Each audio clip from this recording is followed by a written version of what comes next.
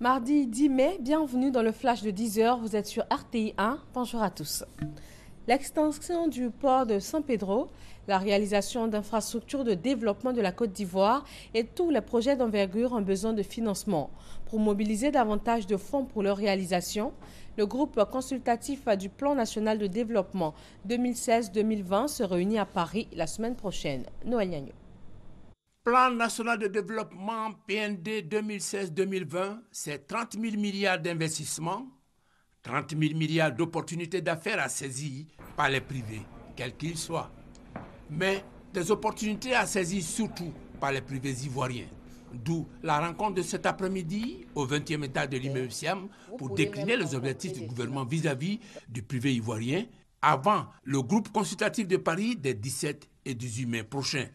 Dans la journée du 18, pour s'approprier le PND, pour nouer des contacts avec les investisseurs potentiels, nouer des contacts avec les financiers potentiels, de sorte que lorsque le tissu économique de la Côte d'Ivoire va commencer à se densifier, le tissu également des investisseurs nationaux va croître de façon parallèle. Pour être en phase avec cette volonté politique affichée, susciter un privé fort, des dispositions pratiques ont été prises pour une participation pleine et entière. De façon pratique, un chef d'entreprise qui souhaite se rendre au groupe consultatif pour le financement du PND 2016-2020 devra d'abord s'inscrire sur le site s'il n'a pas reçu d'invitation officielle du gouvernement. Et après son inscription, il recevra immédiatement un accusé de réception. Et après l'accusé de réception, il recevra une accréditation. Et lorsqu'il a l'accréditation, il pourra avoir accès à la salle. Nous prenons ces dispositions pour mieux organiser ce groupe consultatif parce que le nombre de places est limité. Devant cette somme d'engagement nul autre pareil de l'État, le président de la CGEC, Confédération Générale des Entreprises de Côte d'Ivoire, lance un appel. Je souhaiterais que nous prenions toutes nos parts à la réalisation de ce PND. Si en 2012, le premier PND a été fait avec un secteur privé qui devait intervenir pour 60 à 65%, mais c'était essentiellement des gros projets qui intéressaient essentiellement des investisseurs extérieurs.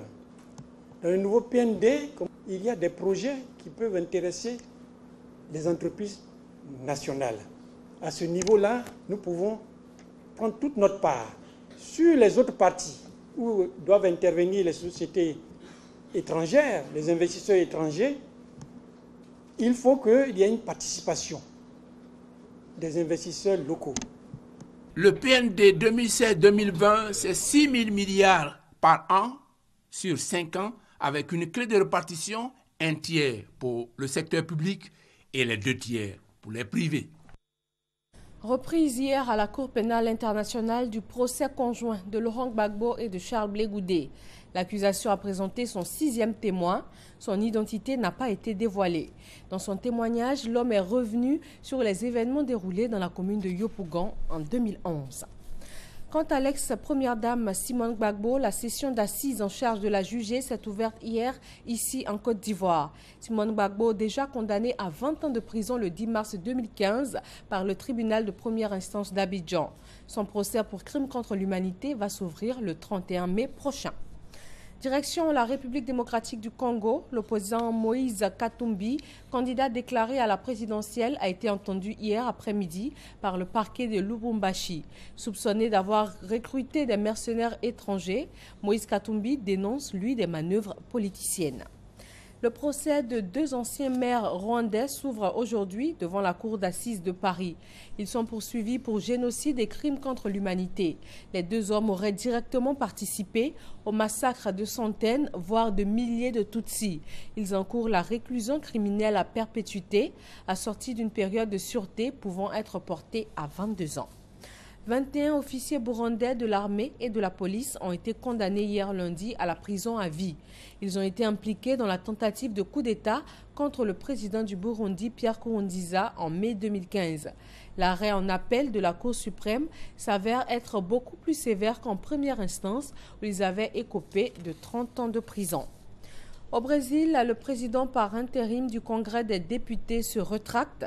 Il revient sur sa décision d'annuler le vote des députés du 17 avril dernier. Il approuve aujourd'hui le processus de destitution de Dilma Rousseff qu'il avait annulé hier. Ces images du Brésil mettent fin à ce Flash Info. Je vous donne rendez-vous à 13h pour le journal. Très bonne journée avec les programmes de RTI 1.